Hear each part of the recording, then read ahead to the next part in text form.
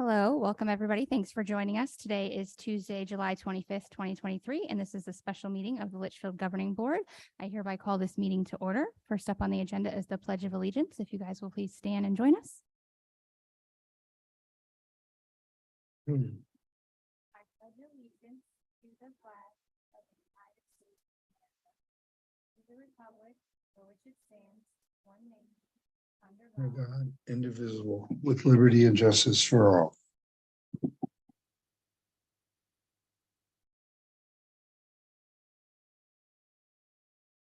Next, we will just take a moment of silent reflection.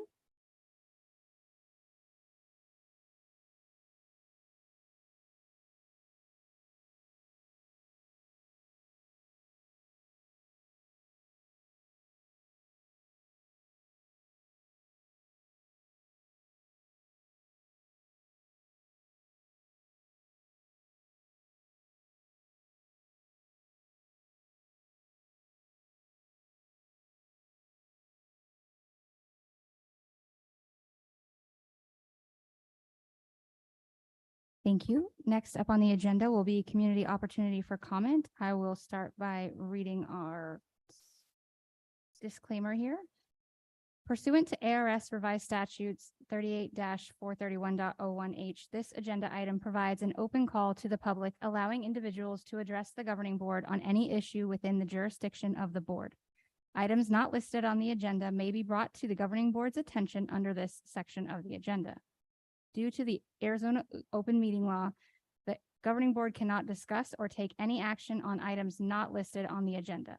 Therefore, pursuant to Arizona Revised Statutes 38-431.01H, response to public comment about matters not appearing on the agenda will be limited to individual board members who may ask staff to study the matter, respond to any criticism, or ask that the matter be put on a future agenda for further consideration and decision at a later date. Please limit your comments to no more than 3 minutes, and no more than 30 minutes will be devoted to the public comment portion of the agenda. When you approach the podium, please state your name for the record. We have one comment today from Mr. Mike Finnegan.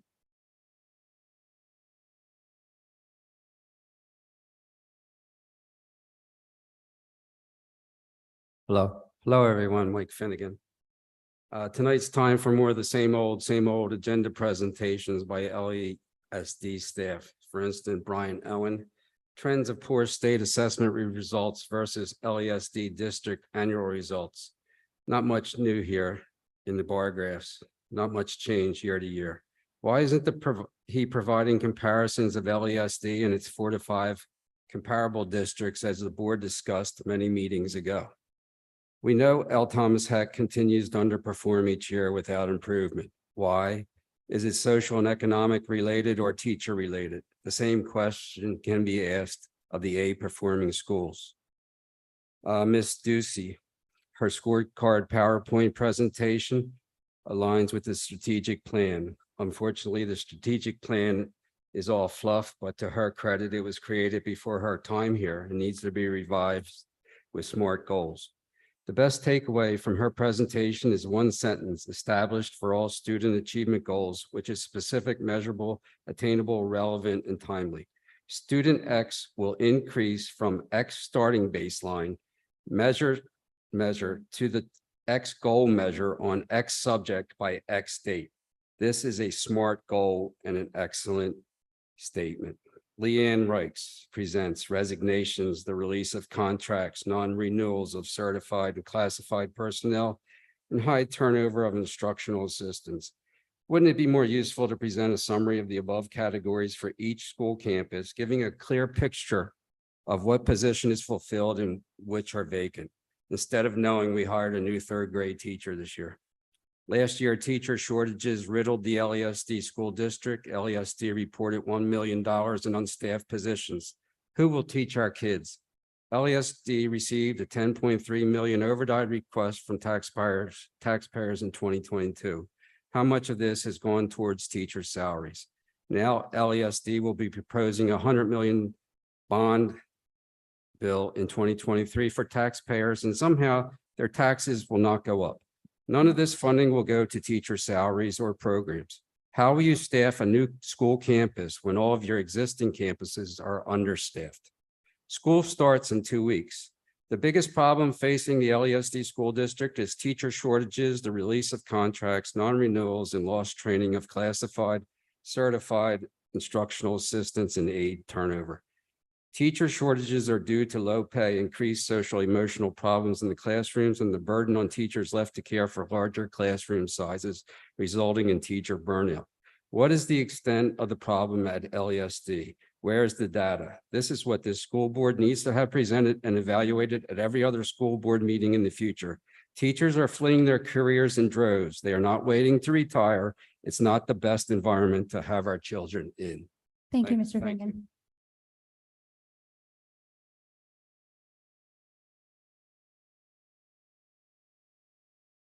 Next, we are going to move on to presentations. Our first presentation will be assessment and accountability update, and this will be from Brian Owen. Thank you, Madam President, members of the board, Mr. Superintendent. Thanks for having me tonight. I am Brian Owen, Director of Assessment Accountability for the Litchfield School District. These first 3 slides here, I always like to point out my department's mission and vision and how the main things we do align to our pillars of academic success. First thing I'd like to get into are just some district assessment updates. We did a lot of work this summer on standards and assessment. One of the things that came out of that, all of our pre-post assessments were revised. That's K-8 math and 2 through 8 reading. They still all contain 40 items or are worth 40 points. There are some reading tests that have 2-part items that are worth 2 points, but counted as 1 item. That's a technical thing. At least 75% of the revised tests are now aligned to our district focus standards, which was another big project that we did this summer. We did revise a couple of assessments pretty considerably. Kindergarten, we moved away from all multiple choice items, and it's still one-on-one testing, but now we're having performance-based items where a test administrator will mark incorrect or correct if the student performs the task correctly or incorrectly. That's about half of that test. And then second grade reading, we split up into 2 parts. So before, second grade reading was all reading comprehension. It was read a text, answer questions about the text. But the feedback that we've been getting is that developmentally, that's not really an appropriate assessment to have a full 40-item reading comprehension test in second grade. So we separated it out into 2 tests. One is a foundational skills assessment. That's 15 items. And then the remaining 25 items are reading comprehension items. And teachers will read all K-2 math assessments from their administration directions book. And then they will also actually read a lot of the foundation skills assessment for the second grade reading for that first part. This is our calendar. It looks the same as last year. The pretest will start day 1 with math. That first week, we're focused on 8th grade math in particular. We want to make sure as many students can get assessed as possible the first couple of days to qualify students to participate in our high school math program. That's the test that we use to recommend students to go to that program.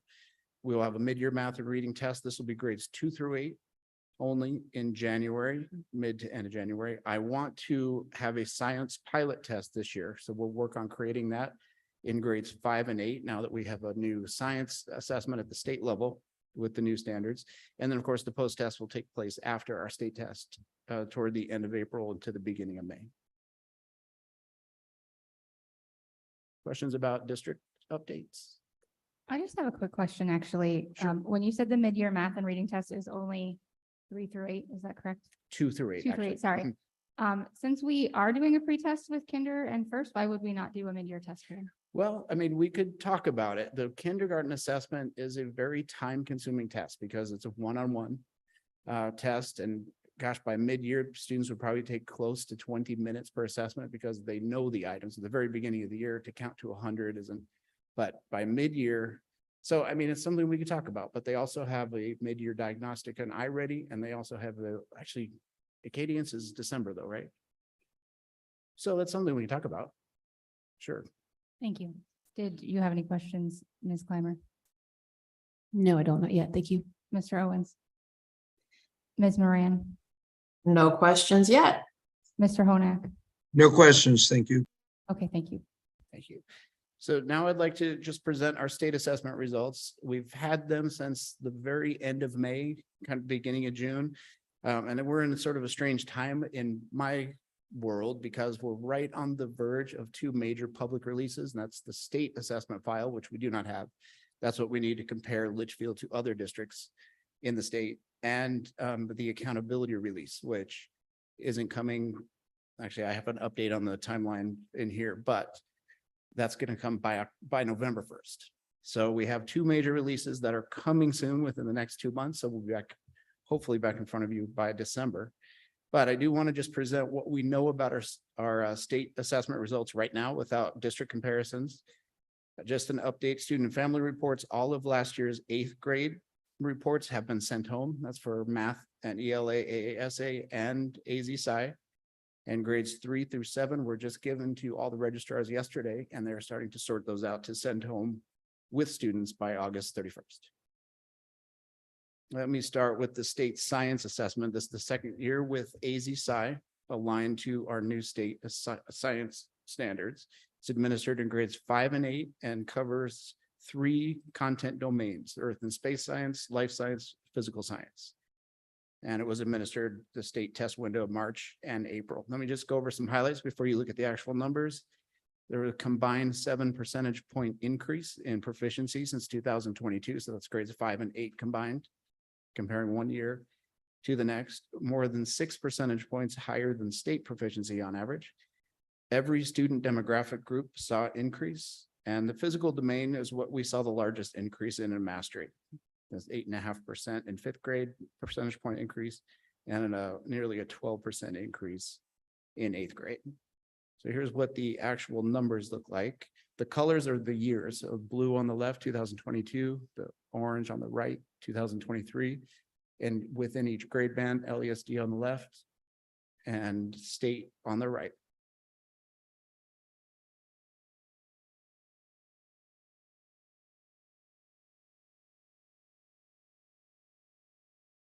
I'll move on to the domain performance. This is just a breakdown by grade and domain in terms of mastery. The blue is below mastery. Then the next level up, orange, is at or near, and the gray is above mastery. And you can see the increases in above mastery in physical science in both 5th and 8th grades.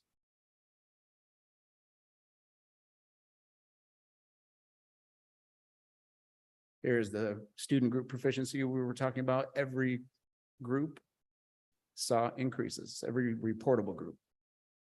2022 EL subgroup did not have enough students proficient to be able to report. I'm sorry, say that one more time. What didn't have enough data? The 2022 EL student group, if you can see up there, we just have data for 2023. Thank you. You're welcome.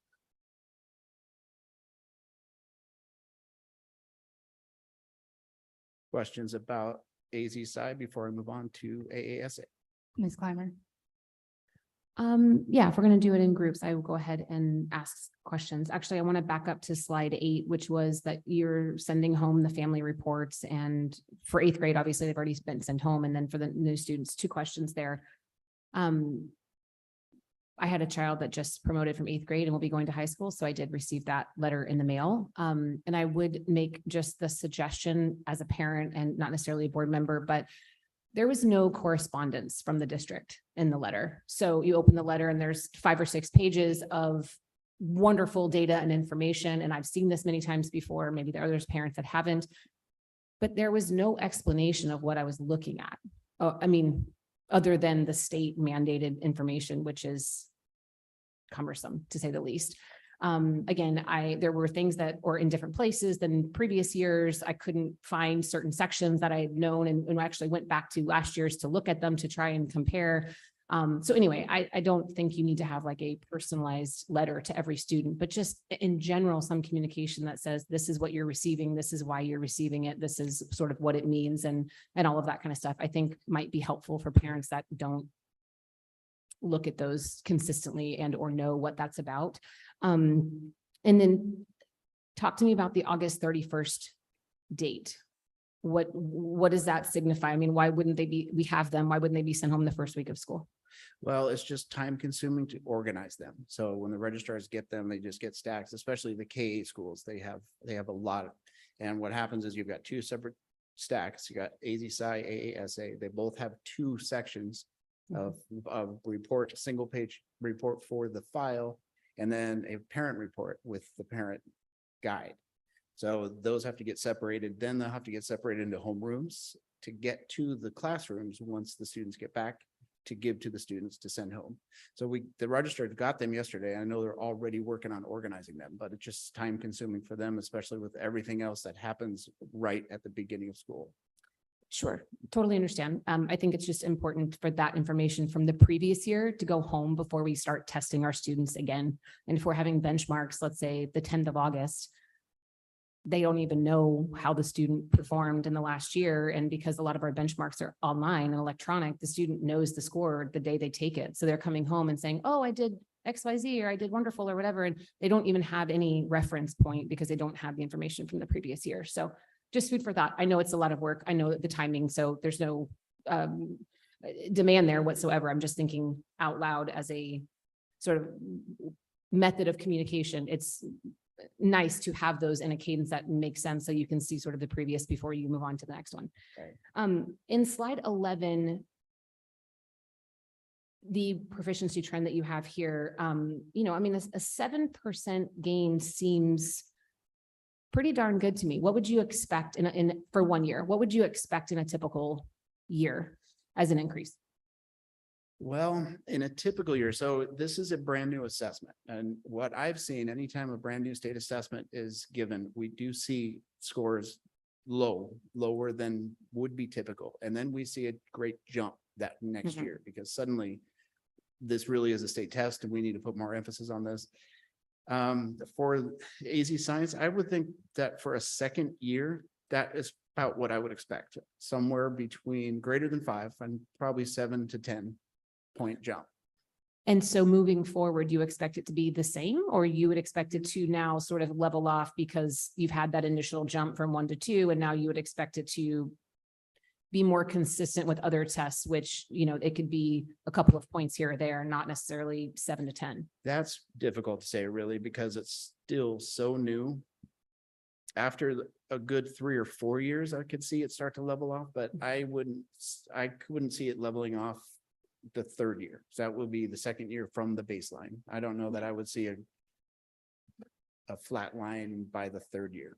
Sure. And I'm not holding you to it. I'm just trying to get Yeah. an idea of what we should expect. These seem like pretty good results to me. So I'm just trying to put them in context of what we should be expecting. So sounds good. Thank you. Mr. Owens. Ms. Moran, No questions yet. Mr. Honak,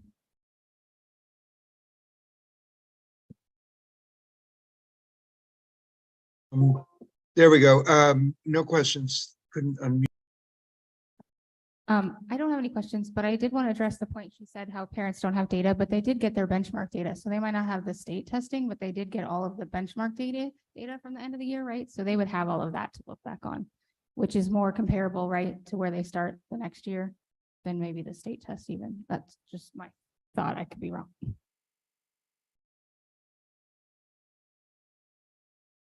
So to move on to the other state testing grades 3 through 8, this is the AASA, which, by the way, I learned a couple weeks ago, they do pronounce it ASA.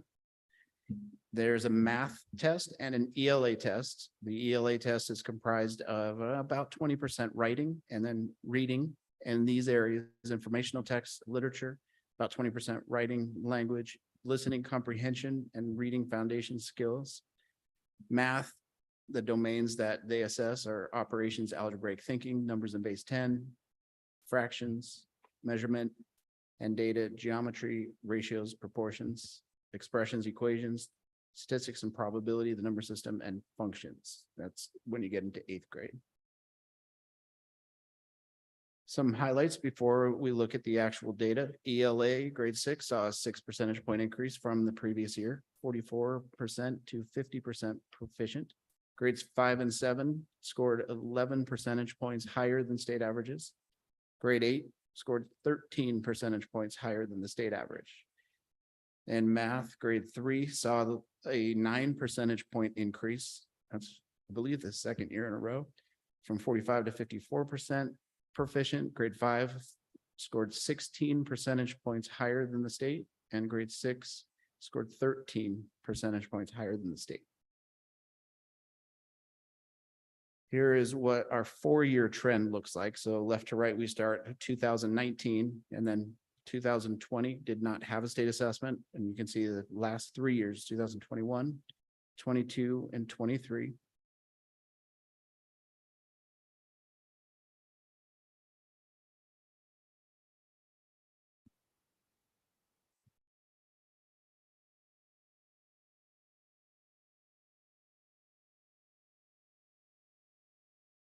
It looks like fifth grade's the only one that.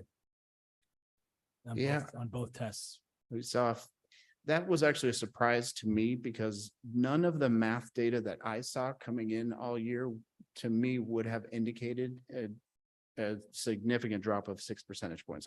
I did not see that in any data that we got back. That was a surprise to me. But still 16 percentage points above state average. And the state did decrease also. Here by grade and content, percent proficient, LESD and the state.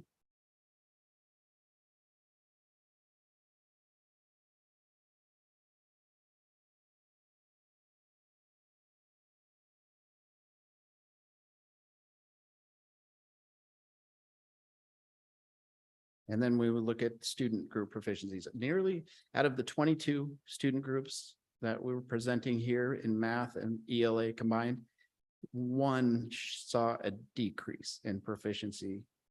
And this is all grades combined. This is all 3 through 8 ELA.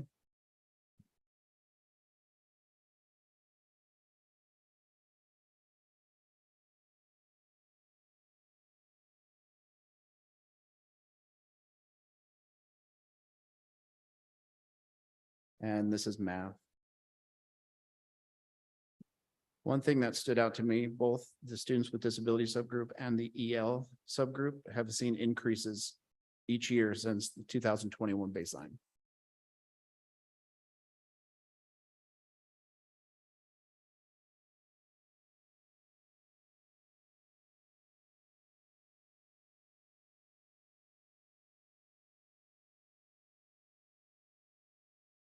Questions about our ASA results? Ms. Clymer, No. Mr. Owens. This information for every school is available, right? Mhm. So how do we get, or I would like to see a comparison, not necessarily against the state average. Obviously, we want to know where the average is, but maybe the top 2 or 3 schools in the state, or, where's number 1? Who's got the highest per grade level and what is their scores, right? Like what is actually obtainable? Not that necessarily, we're going to get there right away, but this is average. Here's where we're at. This is what other schools are doing that are above us. Can we find that information or able to throw that on a chart? Not yet. When we get for this year, the state data file hasn't been released yet. So that's when we'll get all of the publicly available Got it. districts and schools. Because I think it'd be LESD versus, here we're here at 49, the school's at 52, and the school's at, something like that.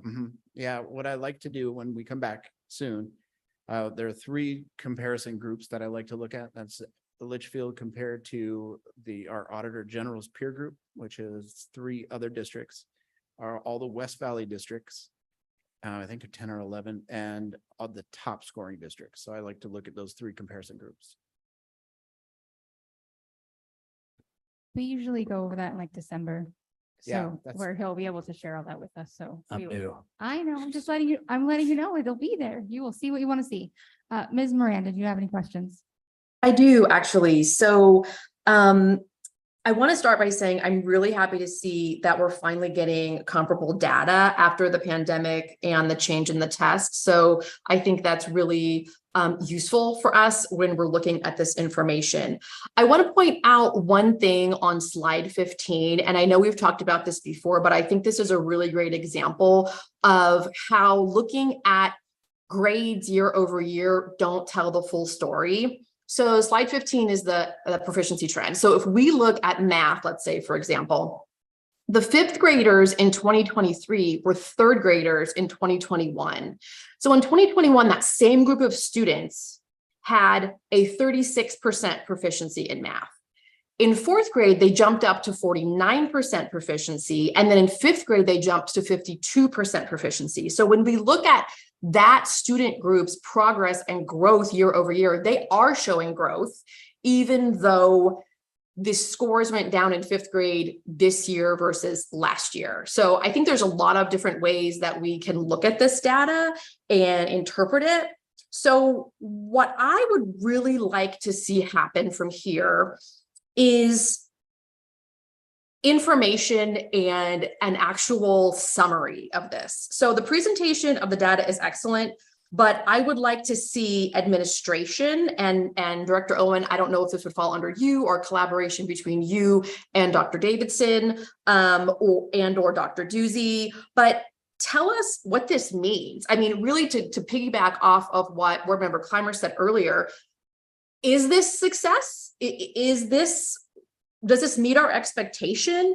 Tell us what this data actually means. We can see it, but it doesn't answer the question of is this where we expect it to be, and how are we using this to help us get to where we want to be if we're not there yet? So again, I think the compilation of the data is great, and we need that piece of it, but I just feel like we have been missing the interpretation of the data. And I understand with the pandemic and the change in the testing, that's been hard to do, but I think we're at a place now where we can get to that next step and actually tell us what this means and be consistent about the data points that we're looking at to determine success for students. That wasn't really a question, but I do have one other question. So having more time and experience with Illuminate, which we're using for our assessments in general, not necessarily the state assessment, obviously, but we're using for our benchmarks and that sort of thing. What is your feel based on your experience and your opinion on the value that we're getting from Illuminate? And are we getting the expected return on investment and impact on student success from that program that we implemented last year? Well, in some areas, yes, but then the reason I say that is because the implementation is so new that what I consider to be the most valuable pieces of Illuminate have not gone out district-wide. They have gone out in pockets for the folks who are ready to utilize some of those teacher-created assessments and look at that data on a bi-weekly or even weekly basis. But not all the schools got there this first year of implementation. There was also so much other stuff going on and being implemented too. It wasn't just that we did everything except Illuminate. We had kind of had to take a balance between how much we threw out there on everybody at the same time. So I think year two is going to be a lot more valuable district-wide than year one was, even though I think we did see a lot of value in certain places. Okay, great. Obviously, we all know we had new math curriculum. To your point, we threw a lot of new things. We have done that obviously the past few years. So I'm excited to see the additional benefit that we see from Illuminate as folks get more used to it and are able to utilize the features that it has. In fact, Thursday afternoon, we're doing a training with all the veteran teachers specifically on creating and looking at CFA data in Illuminate. So it'll be much more widespread this year. Excellent. I have no further questions at this point. Thanks. Mr. Honak? Yes, I want to follow up on what Mr. Owen said. Comparing to, I think it's always good to look at who is doing the best job in the state, not look at where we are with the average. And so I think that because the next step is if you start looking in that direction, then you're going to start questioning why. What are the differences? And of course, a lot of differences we can't control, but there may be ones that we can, and we should be looking for them very hard because a lot of what we're seeing here is in my opinion is valuable, but it's also noise. And maybe seeing a trend, but not really getting a lot of insight that what we could do to change it. But I did hear that that the real-time data is not available. There's a lag, but it would seem to me to be valuable to be comparing last year's data to, LESD versus the best schools in the state, in view of saying, okay, well, school district X is way up at the top. What are they doing? And what are we doing in comparison? And are there things that we could adopt? Because I think that's the goal, should always be our goal, should be to be the best, not to be above average. So that's not even a question. I'm sorry. It's just a statement. But I think that is really something that we should be, would be useful data to determine if there are major paradigms that we need to change. So I rest my case. I don't have any questions, but I do, just to piggyback kind of, I guess it's on what everybody's saying. I would like to, how Ms. Moran talked about looking at the students that were third, then fourth and fifth. I'd like for us to really follow our students in our data. Can we see a report that follows our kids and how they're doing? Yep, certainly So, can. awesome. Yes. Thank you.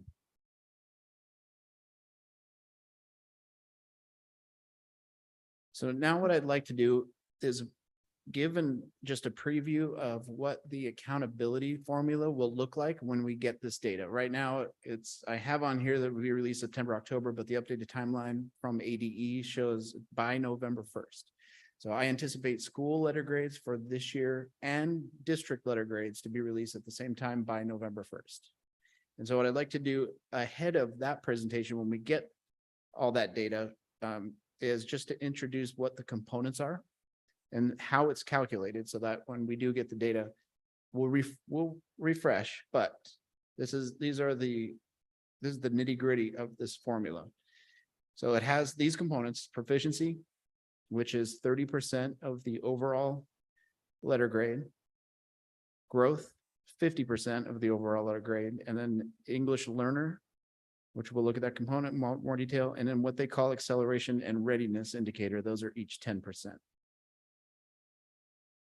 Let me start with proficiency. This will be all MSAA and AASA math and ELA assessment scores. The proficiency calculations are weighted based on a proficiency level. Minimally proficient students are weighted at 0.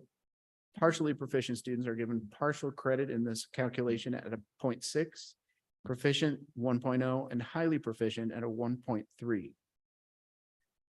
There are 2 different proficiency calculations that are performed, and then the highest point total is taken. They will do a 1-year full academic year, which is students that were enrolled within the school within the first 10 calendar days and continuously enrolled all the way up to the first weekend in May 1st. That's 1 full year calculation. And then they'll calculate a weighted stability proficiency. And this is to give credit to schools that show higher scores for students who have been in the school longer. They'll go up to 3 years, full academic year.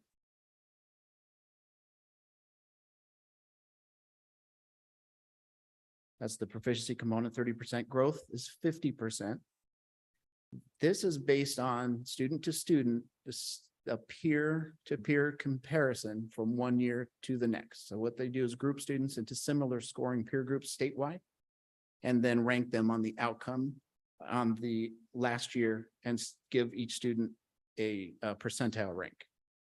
So based on the student's prior year proficiency and the student's percentile, those student scores are weighted. So you can see the highest growth weight are last year minimally proficient, show high growth, which is in the top third of that peer group in terms of growth from 1 year to the next. And they calculate math and ELA separately, up to 25 points in each.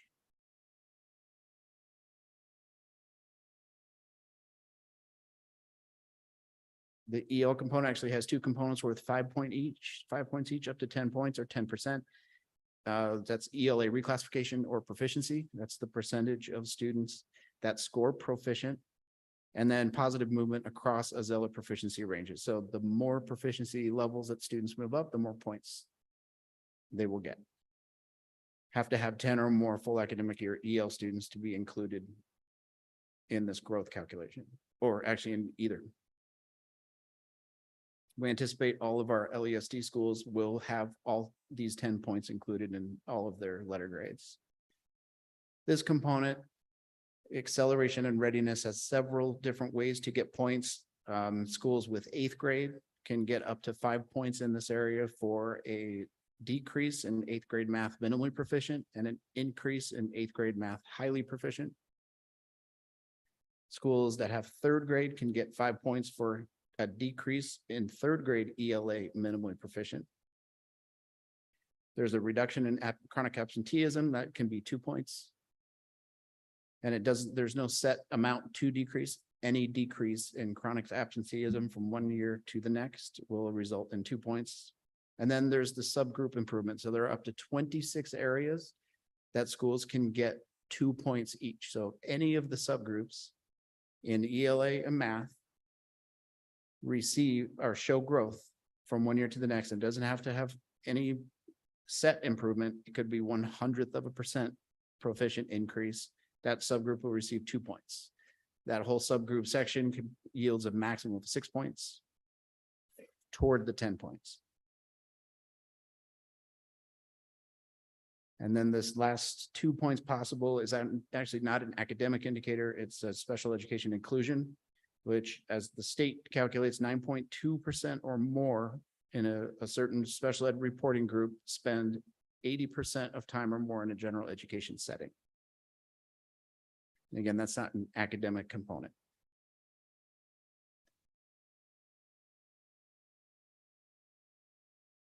Then there are bonus points. So get up to 5 bonus points in 2 areas.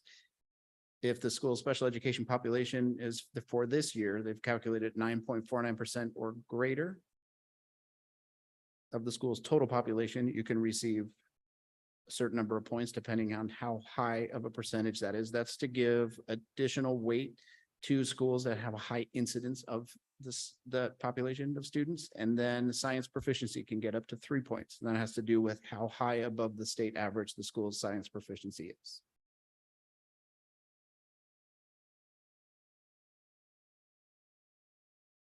And then when they add up all the points, this is what the scale that has been used. I'm going to assume that this is the scale they will use this year again. 84.67, is that a cut point? 72.39, bottom of the B.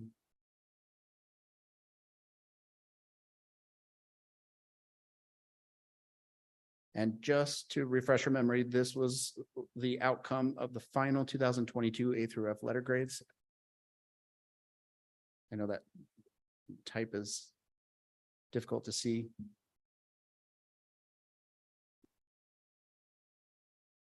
The district letter grade that we anticipate getting this year, we did not get last year, but I went ahead and did my own unofficial calculation. It's going to be just a straight GPA calculation from all of the school letter grades.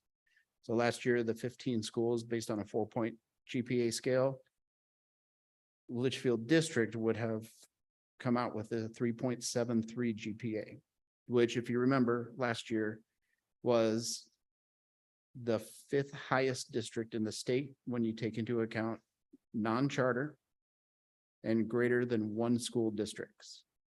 And you can see the top 3 there have, well, 2 schools and 3 schools. 6 schools. For all of those schools got A's in those districts. Now, I can't say much, but we do have preliminary data for this year. It's preliminary. I have to stress that because things could change. I've seen 2 schools change from preliminary to final data pushes, and we've seen a couple discrepancies that we're working with the ADE on to try to figure out why. But if things stay as they are, even if some of the numbers change in the middle of the calculation, the district's GPA will be higher this year. Again, preliminary.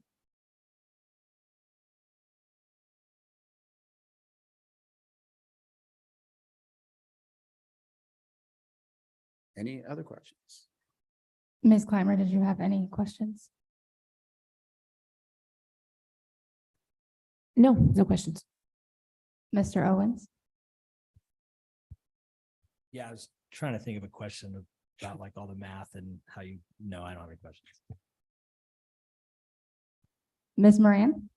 No questions, but I definitely look forward to getting the final data pieces and finding out which schools have improved and where they've improved and getting into all of that. So very encouraging, even the preliminary data to be a higher GPA than last year. I don't think anyone should or would complain about that. So that's exciting. Mr. Honak? No questions. Thank you. I don't have any questions, but I appreciate you giving us this presentation. It's really helpful information.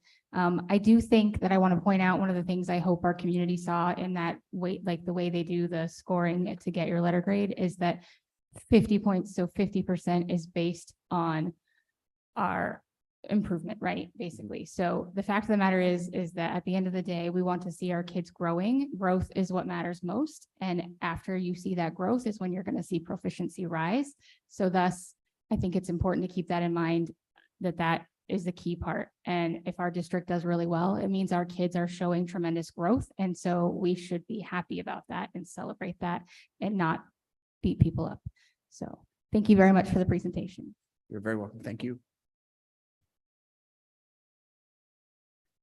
Next on the agenda is going to be the scorecard update for 23-24 school year. And this is going to be by Dr. Doozy and Ms. Benjamin.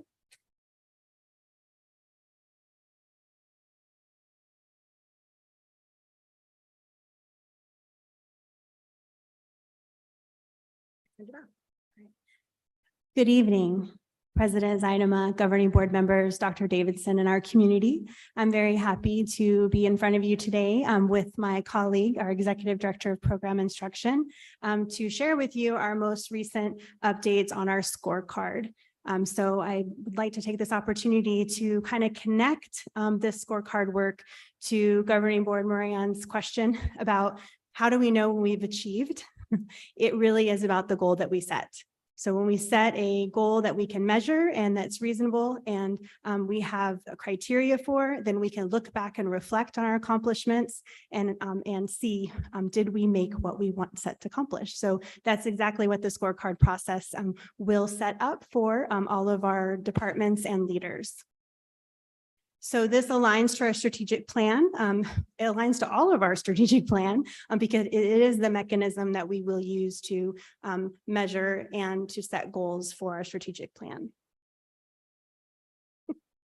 So it's really important to establish the why. Why do we set goals? Why is it important? And definitely it is a powerful tool. It sets and operates ways to provide that purpose, that challenge and meaning. It also energizes people to know that you have a goal, you have set action steps, and you have key performance indicators along the way to measure your success. And then lastly, if you set goals that are challenging and have that rigor, it is going to take it takes greater effort and it engages more stakeholders to accomplish that goal versus easy or vague goals that we're not sure what they mean. All right, so some of the background, we've been using a scorecard for, this is year 5, and it's been a struggle to be able to identify how to support our principals and schools with doing this. This has always been a focus on the principal takes it back, they set some goals, they try to align it to the superintendent, and they're hoping that they're meeting that. So what we really tried to focus on this year is we did some barriers and burning questions with our principals at the end of the year to get their feedback. We took the time to identify what was working and what was not and what needed clarity. And from that, we designed the updated scorecard based on the feedback from our administrators and our principals. All of our schools and our departments were trained just this past week, and making sure that everybody was on the same page was important to us. So looking over some of the overviews of what the revisions were, we identified frameworks for the types of goals and by role. So whether it was a principal, whether it was a director, operational, or whether it was an educational director, because those goals should be different. We focused on common language to make sure that everybody had the same understanding, whether you came from an educational background or whether you were part of the operations. We also work collaboratively to make sure that our school sites and departments and teams were able to individualize it, but also taking into account that we still needed to have that consistency and clarity. And then one of the biggest things is we created some sentence frames to make sure that we were creating SMART goals for our principals and that we all had the same language and we're identifying this. The most important thing about the scorecard is it's shared leadership. So we are really not just trying to have a principal have a goal, but we are taking this back to their campus. Their guiding coalitions will be helping to identify goals as well as their teacher teams. So this is going to be, what was the word? It's not scaffolded. It is cascading all the way down to our teachers.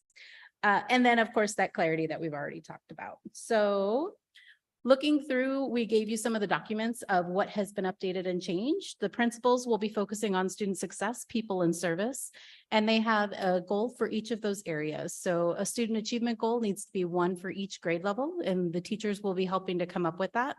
A survey goal based on staff, parent, or student survey data, and then an engagement or communication goal. Our educational directors will be focusing on student success, service, and finance, and you can see those description of the goal types. And then our operations department will be focusing on service, finance, and people. And then this is some additional information. We talked about those definitions, making sure that everybody had that same language, whether it was lagging measures and understanding what that meant, whether it was key performance indicators, as well as action steps. We gave examples. We actually walked through it and did some example practice type activities. And I know that the principals, most of that ones that I've been able to talk to have said that they're going to take this exact same professional development back to their campus and utilize it there as well. All right, so the next steps is that our department leads and our principals are going to take back the scorecard information, just like Mrs. Benjamin shared, with either their grade levels or their guiding coalitions, whichever would be appropriate. Guiding coalitions is the leadership teams that lead the professional learning community work on each campus. And then they're going to collaborate with them to create their goals using the guidance that's provided here for how we develop our scorecards. Our deadline is going to be September 1st that they have those goals written. The reason why that timeline is provided is that they do need time to go and collaborate with their teams. So we're giving them the month of August to be able to have that time to really do a great job with it. And then the first few weeks of September, each supervisor will be meeting with the appropriate leader to go over those scorecards and give feedback and just celebrate the year ahead and go over those goals and identify also any supports that may need to be put into place to help our leaders with the action steps that they've identified. And so the overall vision of the scorecard, what we're hoping that you hear tonight is that it is a guiding document for our leaders and departments and teams to implement continuous improvement, because that's what it's all about, right? Always getting better, trying to do better and be better for our students and families. The scorecard is intended to be a working document to align our strategic plan to that measurable outcome that we're looking for. So we'll open up to any questions that you may have about our scorecard. Ms. Clymer? I don't have any questions specifically, but maybe just a couple of comments. First of all, thank you. I think that this is really an approach that probably should have happened a while ago. So, I mean, I like the fact that, you know, let me back up for a second. When we started the strategic plan for the very first time 5 years ago, this district had not had a strategic plan prior to that, which is hard for some people to hear, but it is the truth, right? We had documents and we had spreadsheets and we had goals written on pieces of paper, but we did not have an overarching strategic plan that every stakeholder had bought into and had been able to collaborate and provide feedback on. So this was the first time we had ever done that. And were there, 5 years down the road, can we look back and say, man, I wish we would have done that a little differently, or gosh, this doesn't fit the same way we thought it was going to be 5 years ago? Of course, 5 years is a long time, and we had a pandemic and all kinds of stuff squeezed in the middle. So I like the fact that you are still working within the framework that we have and that people know, but that you're able to utilize collaboration and feedback for the people that rely on this as a guiding document to say, what am I doing? What am I being evaluated on? At the end of the year, how can I look back and say, we did it, or we didn't do it, but this is why.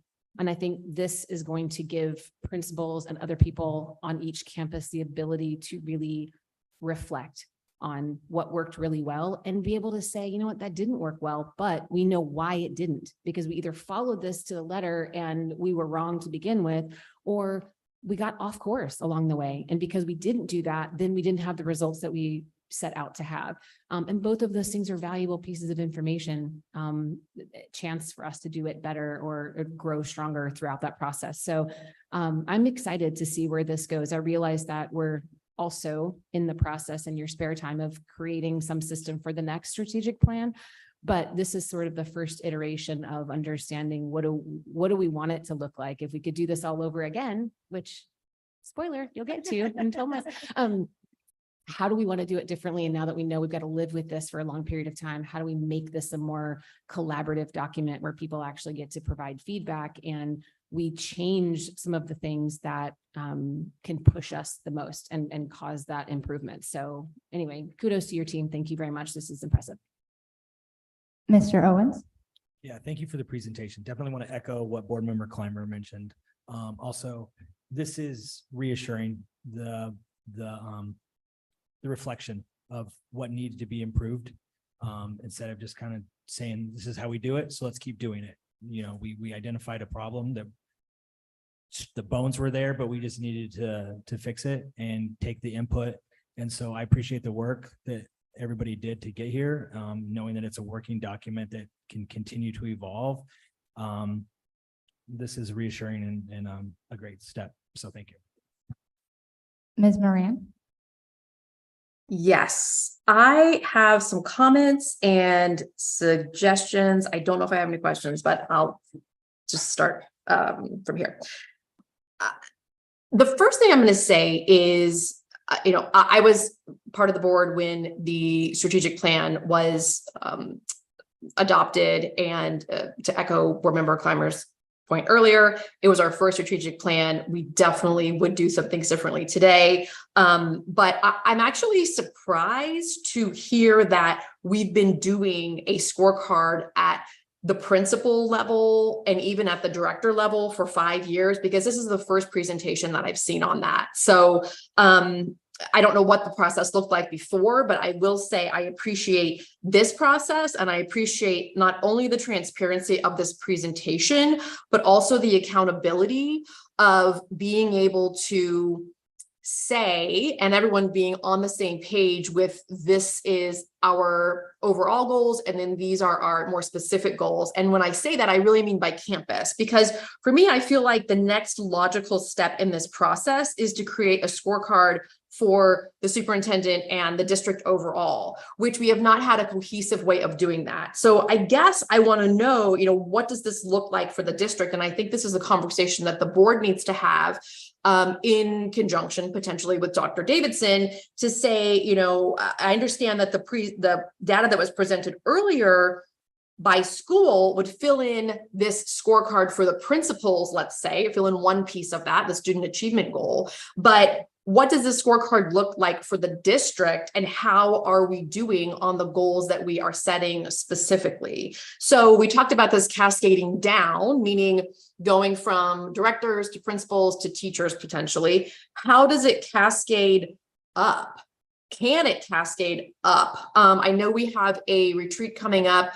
Perhaps this is a conversation we can have during that. President Zeidema, I'm not sure what all is on that agenda. But as the board, our job is to hire the superintendent, and the superintendent's job is to hire everyone else and to execute that plan. So I'm really happy to see that it looks like the scorecard process is in a good place. I'm sure there'll be tweaks to this. There will be improvements that we do. There will be other things that will change when we revamp or update the strategic plan that we have in place. But I have a much better feeling of comfort that the clarity and, again, transparency and accountability behind the scorecard process from the director level down is in place. I still feel like we have a gap between the highest levels in this district, and I'd like to see us get there. Dr. Davidson, go ahead. Madam President and Board Member Moran, thank you for the conversation there. And you are correct. We see this as a process that articulates both ways, up and down.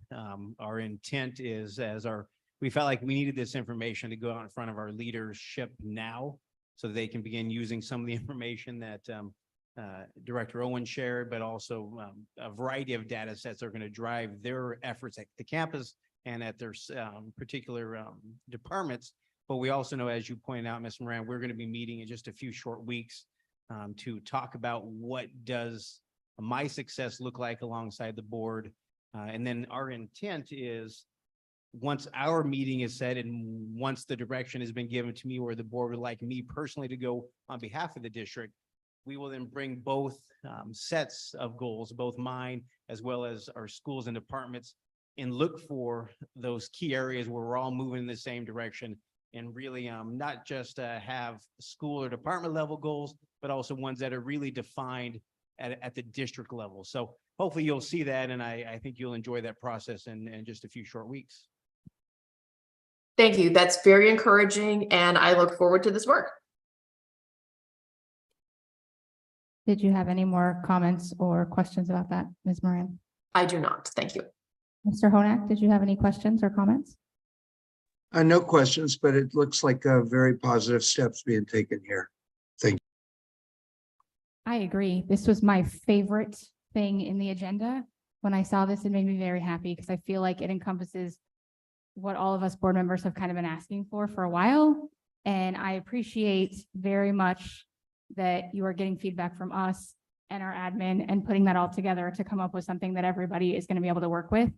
I will say to Board Member Moran's comment, I think we're in a tricky year, right? Because we just hired a new superintendent. So where we would have done goals earlier in the year, that kind of isn't going to work this year. So this year's a little wonky probably as far as starting with principals. But for me, I see that next year we'll start with superintendent and then the principals will make their goals afterwards, depending on that. So I just think this year we're kind of trying to get through this weird transition time. So overall, thank you so much. I think this is great. And I hope that this presentation and that our speaker earlier has watched this and is able to see that we are looking to do SMART goals, that we are looking to have student achievement be a priority at every campus, and that we're focusing on student success as our goal in every department. So thank you very much. Thank you.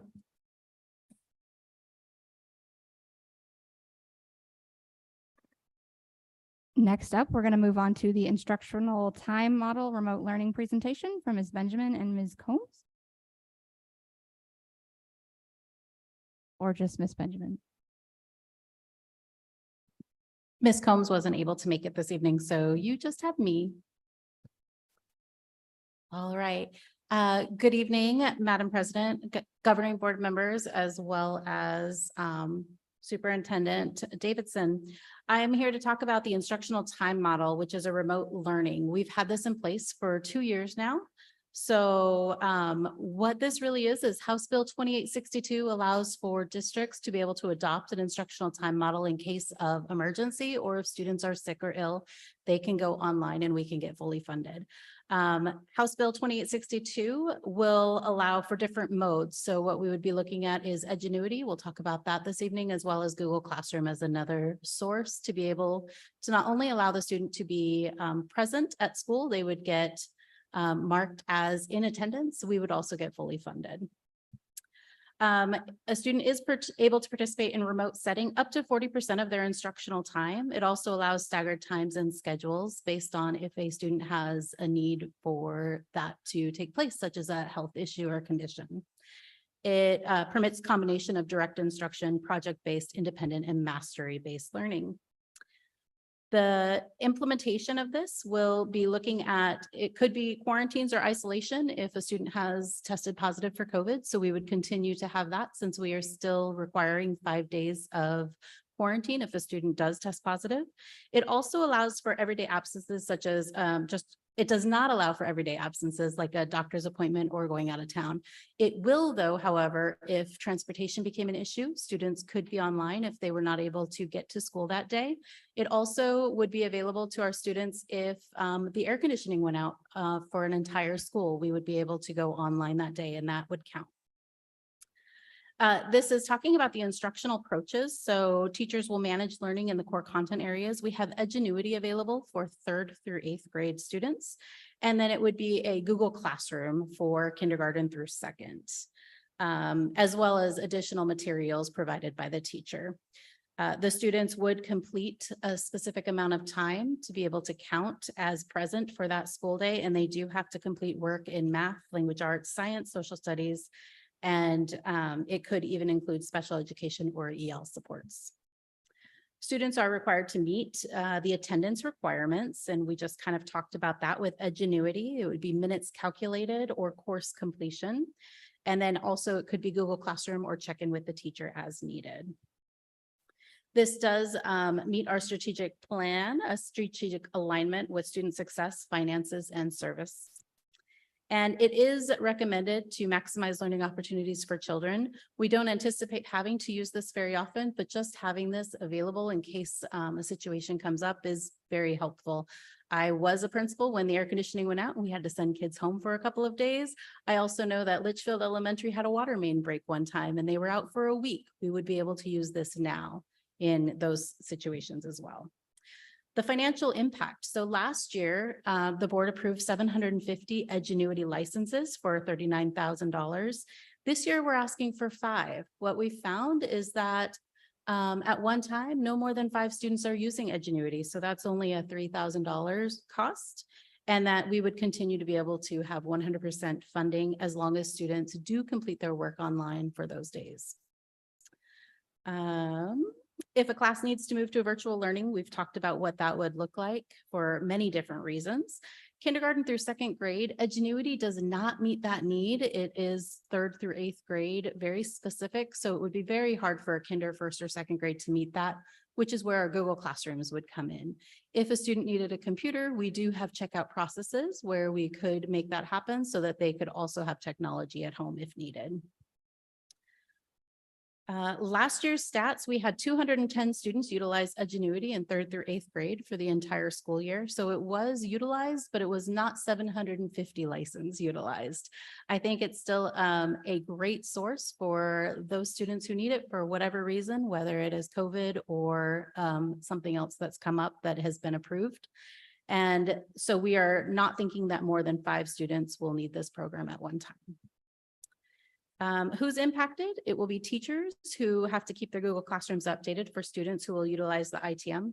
It says kindergarten through 3rd grade. It's actually kinder through 2nd. However, we could also use Google Classroom for kindergarten through 8th grade. We do have that ability. It is available. Edgenuity is just another tool and choice that we can use. So the next steps for an ITM to be approved, this is just the presentation tonight. It will come back to you again at our next board meeting. And then we are going to be recommending that you adopt this remote learning plan. We hope we don't have to use it. However, it is nice to have just in case an emergency were to come up. Are there any questions about the ITM model? Ms. Clymer? No, I remember doing this in the past and no significant changes. One question though, just of the program overall is, why wouldn't districts adopt something like this? I mean, what might be a negative that districts see in that? Because it doesn't take away from any classroom learning. So it's really just offering additional opportunities. So what would be any reason that, or is there not one? It's still fairly new. This came out because of COVID. So I think districts this year will need to decide if they're going to continue their ITM or if they're going to get rid of it. Every district that I know did have an ITM the last 2 years though. Mm-hmm.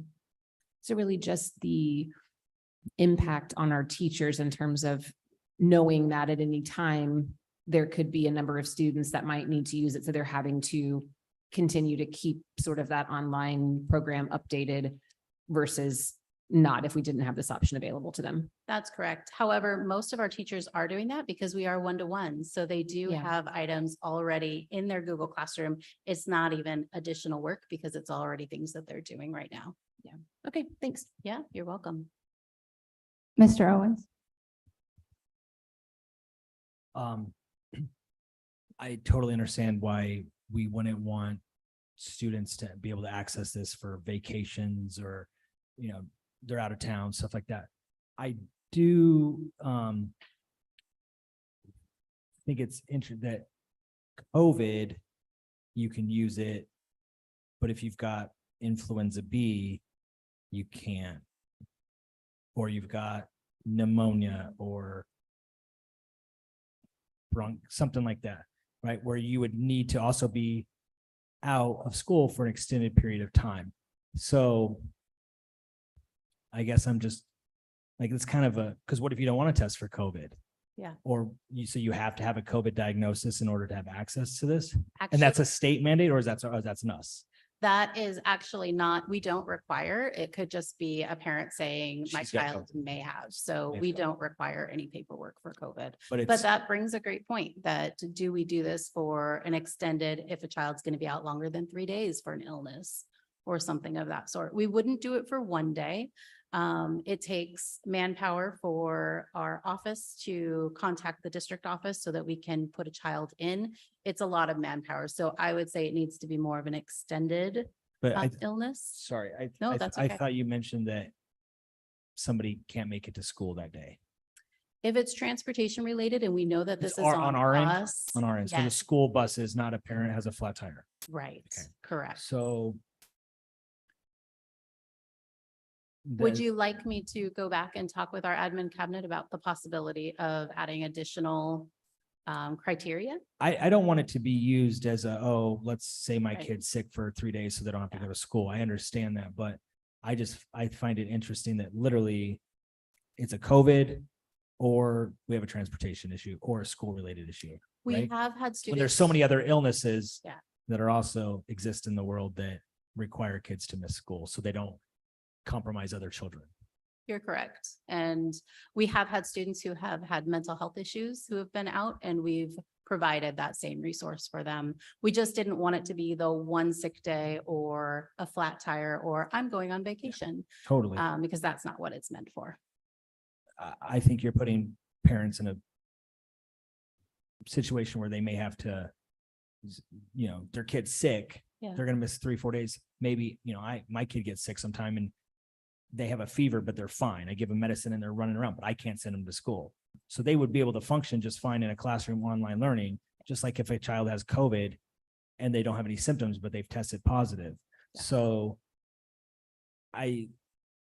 you don't want to have somebody being the jury to say, okay, you Yeah. get it, you don't, but You're not wrong. I think it's going to be an issue if So- it's COVID or a transportation issue. We or nothing are else. bringing this back to you at the next board meeting. So we will make some adjustments and bring it back for you to ask any questions or feedback at that time as well. Okay, thank you. You're welcome.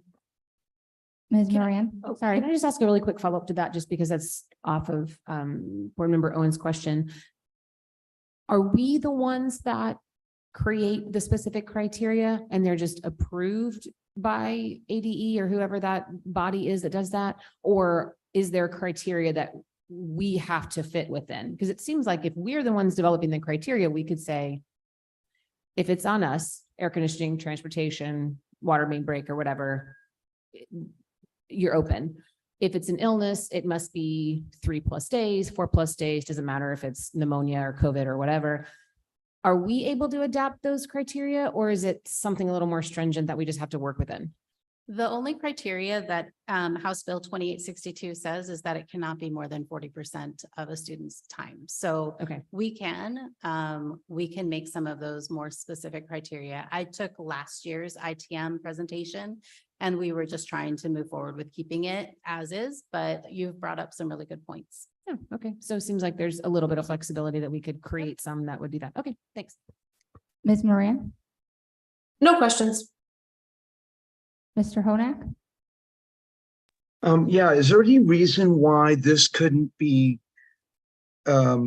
accessible, a limited version of it where the student couldn't take tests, couldn't do any input, but be almost like auditing a class where it would just be available all the time for instance, tutoring, like if a student, at home could see the lesson over again, or is that already incorporated somewhere else? It seems like it's very restrictive right now, and the resources there, and we're having to expend funds to provide the resource. Why not let it be unlimited access in some limited version?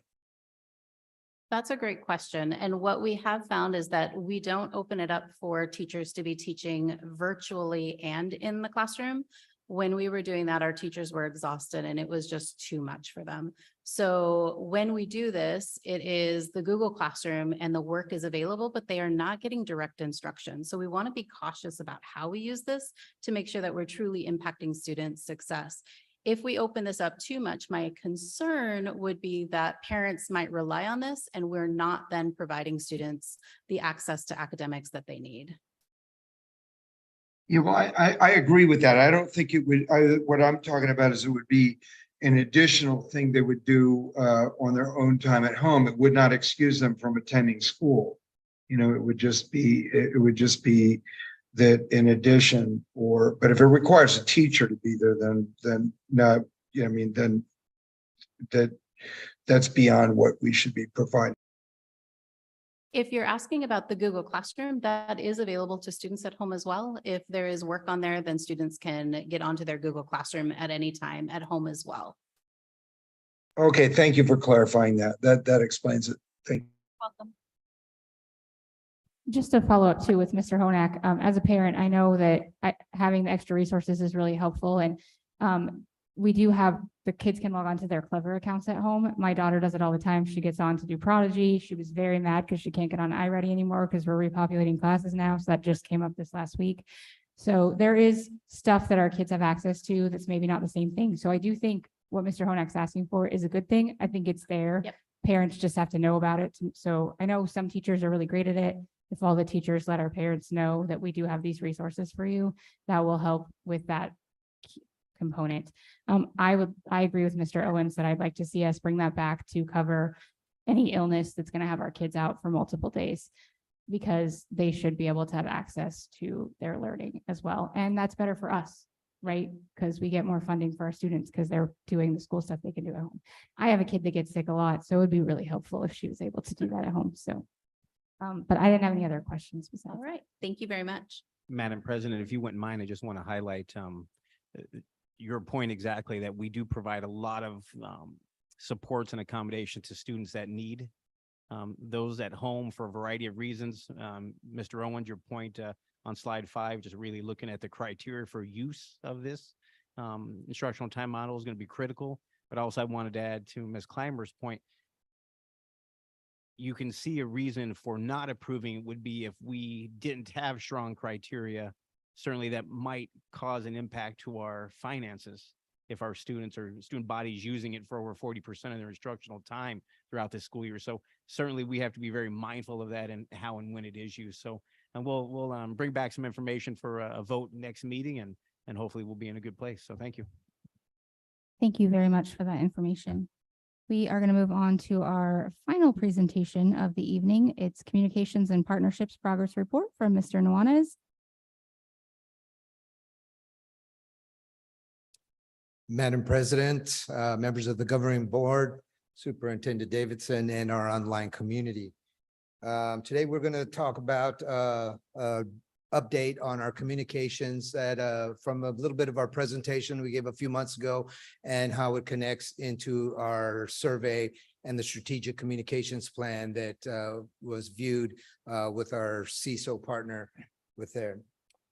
Okay, so some of the ways we're going to talk about how we're expanding our communication, our existing communications, and expanding on those platforms. Some of the ways that we are communicating right now is we're doing a lot of our community partnerships. We're working with our PTO, PTSAs to help spread the messages and make sure that we're unified in helping them spread the same kind of messages that we're unified on those messaging. We want to meet our parents where they're at on their time and on their schedules. Our social media has really taken a really strong foothold with our community. We've been getting a lot of engagements. We've gotten Facebook, Instagram, YouTube, and we've also started a business next door where we're able to target our specific communities on our next door platforms, which is a good tool, especially when it comes to any kind of crisis.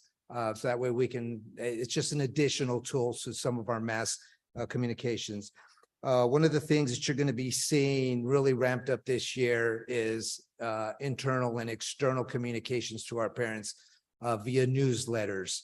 And those will be done on a cadence to make sure that that the parents and the community start to expect and wait for those information that we have at the district level and filter down to complement the newsletters that are coming out from their schools as well. And also too is we're doing a very in-depth and rigorous website review. We're going through and auditing all of our pages to make sure that we have all the update and correct information. Being a district that doesn't have a dedicated webmaster, it's kind of by a team approach. So we're kind of working on refining that process right now to make sure that we're getting all of our bases covered on that process. Some of the highlights that we had in the previous years, we had refined our in-touch transportation communications where we were able to do a workaround the platform. I worked with the in-touch representatives to make sure that we were able to target bus route specific, especially when it came to cancellations. That we were getting a lot of feedback from parents that were not bus riders. And it was kind of creating a lot of extra work for not only them and their concern, but also for us on our end on trying to make sure we get targeted.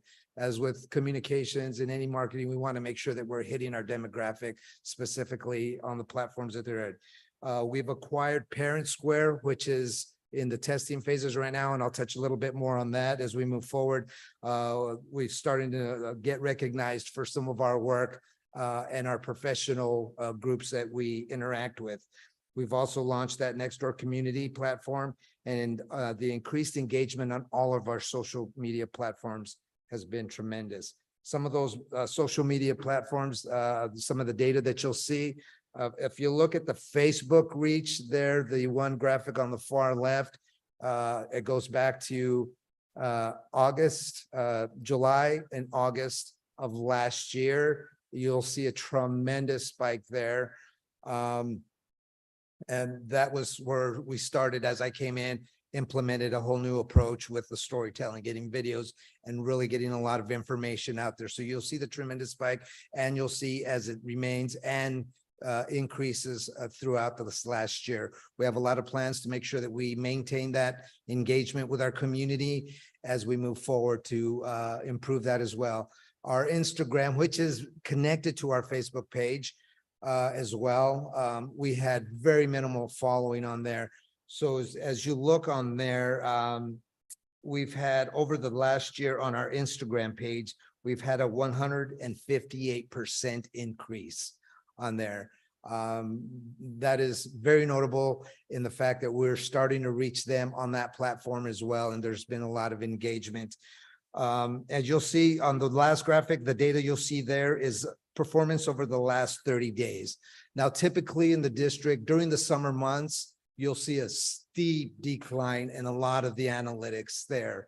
What has made me very happy to see this is you'll see there's like 1% growth, 2% growth, but just any growth during the summer months on social media is tremendous because we don't really have a lot of going on. We don't have a lot of content, but the content that we do that we put out during this time was engaging. So we still were able to maintain our engagement with our community at that point.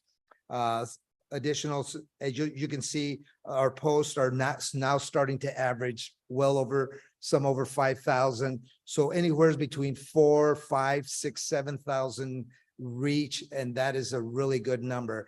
Typically, if you're hitting 2,000, that's a good number. As you can see, we're hitting into the 5,000 and 6,000 range. Some of the summer resources that we did to help maintain our engagement over this summer was the information, summer food, the meal programs, and you'll see some of the graphics on the bottom left where we're engaging with our community partners. So that helps strengthen our partnerships as we're helping share our community partners' social media. So it's a back and forth thing. We help them, they help share ours, and that's how things grow. We did the video story on the summer program, the summer school program, which really had a good engagement, and a lot of the training that was going on over the summer. And last for our summer wrap up here is we kind of thinking out of the box. I was driving into work one day. I saw a kid out here on the lake fishing. I'm like, that is a great picture. So I jumped out, asked his dad, hey, let me take a picture with you. We posted it up. Carrie Stack, our communication specialist, had a tremendous idea. She posted it and said, hey, what are you guys doing for your summer? And that thread, it just took off. People were saying, look at me in Maine and stuff. And that just shows that the engagement and kind of that unity that our community is grasping on through our social media platforms. As we move forward with some of the things that we're going to be doing in the future, as you'll see this is some of the data that we took off of from our CISO survey. And so we will continue to use the platforms that there's still a lot of need for web, for emails. Texting will be big on there as well with the parent square. It makes it, the platform consolidates all those platforms very easily. Unlike our InTouch platform where you had to jump from different pages and take you into 3 different clicks. The Parent Square platform gives you one page where you put them all down, you move forward, and it not only does that, but it gives you a very professional and clean look as it goes out and meets the parents. Some of the things that we are having in process right now is establishing consistency in our messaging, regardless of our platforms, whether it be in social media, newsletters, updates from the board to our school community and our community. For just the people that don't, quick little synopsis of the important messages and the decisions that are made and addressed here on these board nights. We're going to, last year, as I came in, there was no type of newsletter going out. When I came on board, there was not an internal one. There was not one going from the thing. That is going to change this year. We're going to have newsletters from the superintendent and from different departments, giving pertinent information to our staff as an internal newsletter, and we're going to increase our external communications as well. And we are in the testing phase of Parent Square and hope to get a full launch. But in the interim, we have the overlap of InTouch to make sure that we still have that ability to reach our parents in a mass email situation. And then the last on this page is, as you see, brand awareness. We're going to start seeing a lot of branding, messaging, hashtags, things that when people look and see our collateral, they automatically will think and know that that is coming from Litchfield Elementary School District. Part of the increased internal communications, as you'll see, we're going to be using email updates and website updates, part of the management of cleaning up the website and making sure that it is a very strong and useful tool for our community. And you'll see the one thing called toolkits. What we're developing is branded graphics and all housed in a Google Drive where schools and administrators can come in and grab graphics. And that way, as we start spreading that, it'll show a unified presence. Even so, the schools will still have their autonomy within their own pages, their own social media sites and stuff. The overall local you'll start to see that it's going to start looking unified across the board. External communications to our families. Like I said, we're going to start with quarterly updates.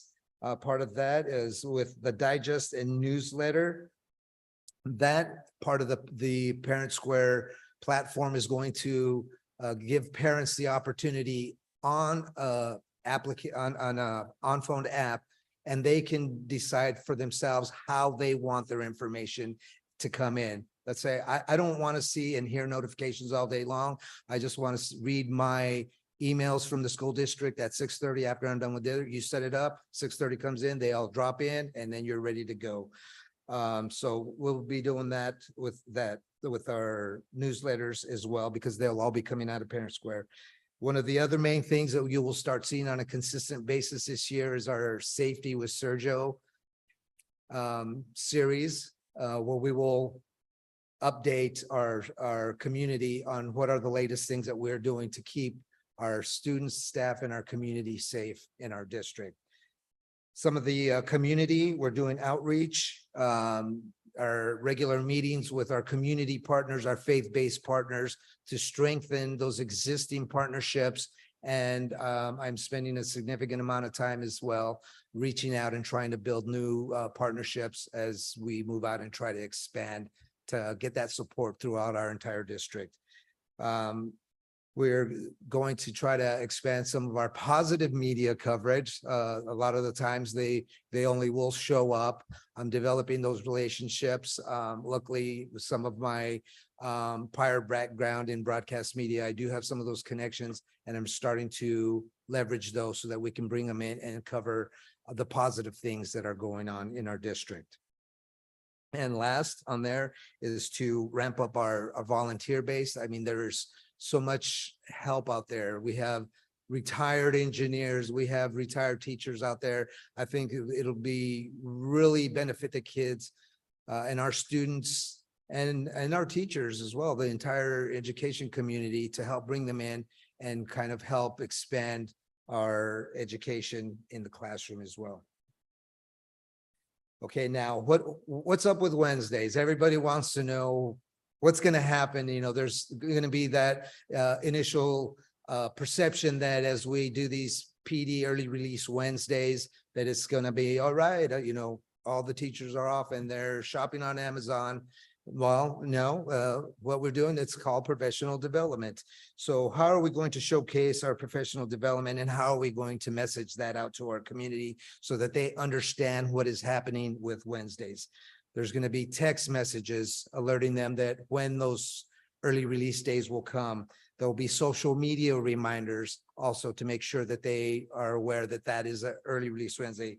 Parent Square and In Touch will be getting all that. And then also on our website as well. We are created a document that outlines what the professional development and the guidelines for the teachers on those early release days will be. Those will also be connected so that the community can see how those days would be structured and what is some expectations for those days and how to increase professional development. Parent Square, like I said earlier, we're in phase 1. Gathered a team of pilot schools and administrators that we're testing that out, sending messages back and forth. We're making some good progress on that. And we were just going to continue the training on that and still maintain the In Touch platform, just to make sure that we have the familiar platform there at their disposal for if need be. In phase 2 of Parent Square release, we will incorporate all the schools and the teachers. That's when we will get all the teachers trained. And we will start to eliminate the multitude of two-way messaging that they are currently using right now and bring it all under one umbrella. Phase 3, you'll see that it says student. Phase 3 is the student aspect of Parent Square, is something that just comes with a platform that and the package that we purchased. And it's typically designated for at the high school level, where you could start communicating directly with students. We have that, and potentially if we see that it brings a benefit, potentially with maybe the 8th graders as we are growing graduates and preparing them for the high school experience. Maybe that's something that we might want to look at, but that's going to be further down the line. But just to know that option does exist. Now here's just, as you'll see, I'm not quite sure how any newsletters that came out from the district level, but this is what it looks like when it comes off of Parent Square. This is, it's one page. It's basically cut in half so that we can get it all on this one slide. But you see, it's got a much cleaner and a much more professional look as we disseminate our information out to our parents and school communities. The other thing that's great about Parent Square, as you'll see on this slide, is it basically tracks all the data for you. You go to one dashboard, you can see opens, how people are engaging, how many people that you have on that list. It's very instant, and you can pivot your messaging very quickly to see what's working and what is not working. At this time, I'm open to any questions that you may have. Ms. Clymer? Yeah, I have one question and one comment. What is the timeline for the phases, phase 1, 2, and 3 for Parent Square? Great question. We're looking to get all the schools complete phase 1 and into phase 2 by December. That is the goal. That's where our extended contract with In Touch expires in December. So that is the goal. At the current rate of the way the training is going so far, I anticipate that we're easily going to meet that deadline. Okay, great. Thank you. One comment, I'm trying to find what slide that is on, maybe slide 12 in mine. It's titled In Process, Increase External Communications. One thing I thought of when you were talking about this, and not to say it's not in your thought process, but it wasn't on this slide, is how we communicate, especially in this year as we're going out for a bond, but how we communicate as a district, how we are using override and bond funds. I will say I was shocked that we had the public commenter today that said, I don't know how the override dollars are used. And I don't know how much goes to teacher pay. Because I've been on this board for 8 years now, and literally every single time we talk about the override, we talk about how much money goes directly to teacher pay. So somehow that's getting lost in translation. That's just one example. But as we go out for the bond, and I see that you have safety with Sergio, we have all of these pieces that all sort of cascade, to use our new term, into the really important initiatives that we're working on as a district, and to help, to your point, increase that awareness of what we're doing and why that's so important. I think might be a good feature over the next couple of months, only because clearly there are still people that haven't heard the good news. So we need to share it and explain to them what we have been doing and why we need to continue to do additional things and ask for money, because it's never easy to, number one, ask for money, but then number two, get that yes vote when you're seeing, to the point made earlier, hundreds of millions of dollars on the ballot. It's scary, but when you look at it broken down and you see the good things that are coming from that, I think it's much easier to digest that information. So. Absolutely. So just to kind of expand on that a little bit, is that is on our list as we're building our list for newsletter and information to put out as we go on. That is one of the top of the list, is to kind of help show what we are doing with that override money and how it's being utilized, and to inform, being very informative as we move forward on the bond, just to make sure that our community is well informed of how LESD plans to use the bond money. Yeah, sounds good. Thank you very much for the presentation. Mr. Owens? No, I have no questions. Ms. Moran? Yeah, I have 2 comments. My first comment is I really look forward to the full launch of the Parent Square and the improved reach and consistency between the district and the school communication that will come from that implementation. It's been a long time coming. This board has been asking for something like this. I can't wait to see it in action, and I think it's going to make a big difference. The second comment that I have is that I have really been enjoying the revised kind of tagline that I've seen us using lately, LESD 79. It's short and sweet and to the point, and I really like that we've been using that liberally in our recent communication. And I just like it. So Sam, I'm going to assume that you or Carrie were the brainchild behind that. And I think it's a great improvement, just to be short and sweet, to the point. Well, thank you. Yes, I had the realization coming from another school district that was an LESD, and we have multiple LESDs on the west side. So it was almost kind of an easy decision, like, well, let's separate ourselves and put our number on there. Mr. Honak, did you have any questions or comments?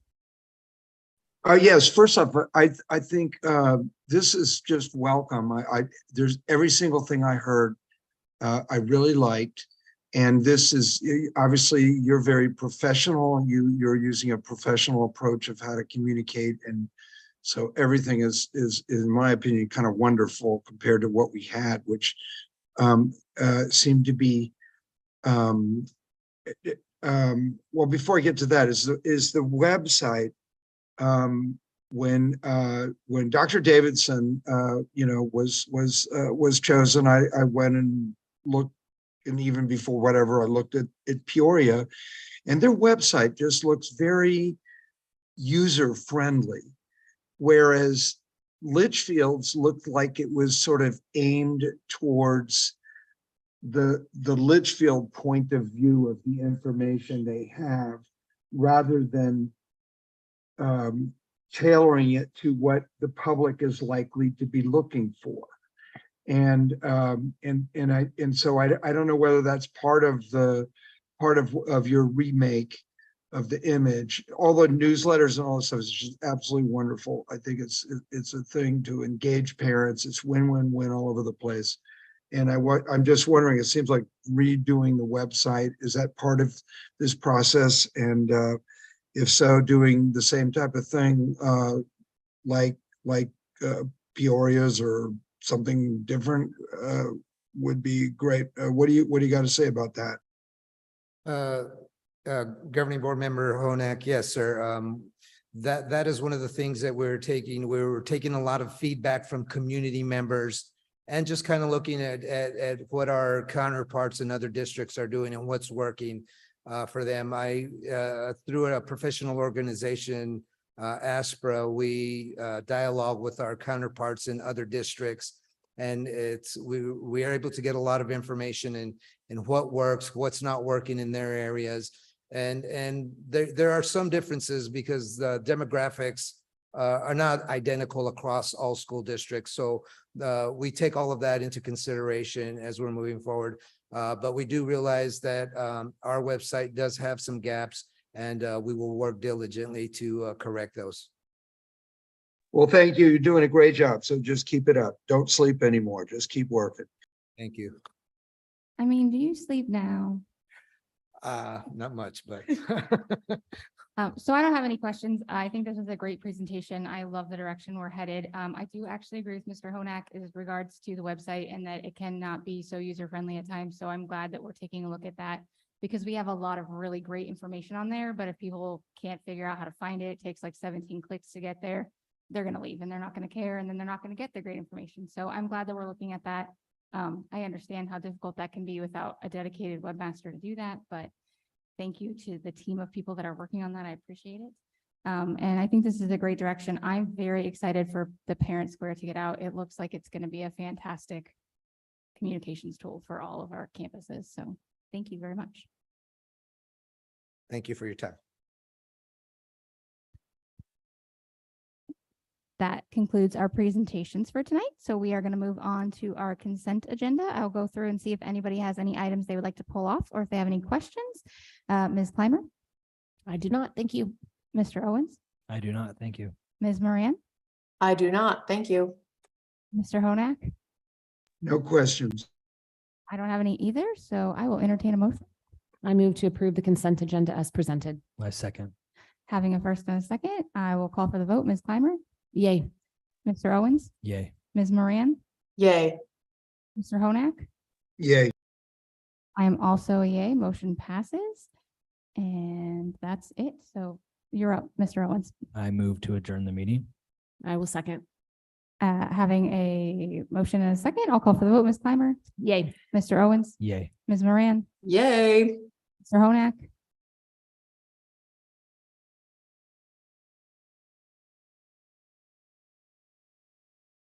Yay. Awesome. I am a yay. This concludes our meeting. Thank you so much for joining us. We're only 10 minutes